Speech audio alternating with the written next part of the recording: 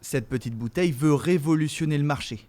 Elle ne pèse que 80 grammes seulement, sa cousine en verre, elle, est 10 fois plus lourde pour la même contenance. La première chose, c'est la très grande légèreté de la bouteille. Et donc en termes de bilan carbone de transport, transporter une bouteille qui pèse 80 grammes plutôt qu'une bouteille qui en pèse 500, 800 ou plus, évidemment, c'est bien plus intéressant. Son secret, des matériaux solides et légers, du lin et des matières biosourcées. Cette start-up fait le pari de bouleverser les habitudes des bouteilles en verre. Dans cet ancien entrepôt militaire de Bergerac, 11 employés ont été embauchés pour produire 700 bouteilles par jour.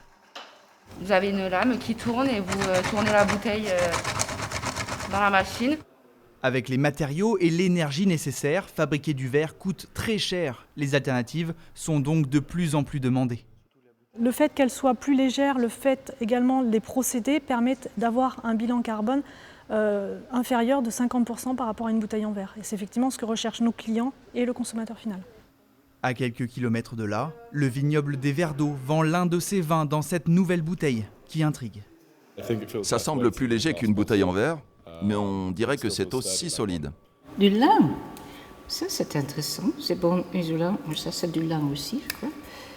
C'est bien, c'est joli. Grâce à cette bouteille, cette viticultrice vend son vin dans des pays soucieux du poids des transports comme la Suède ou le Canada. Ça nous permet aussi d'ouvrir des marchés avec des clients qui sont très sensibles à leur propre bilan carbone. En septembre, la start-up lance la production d'un nouveau prototype, encore plus léger.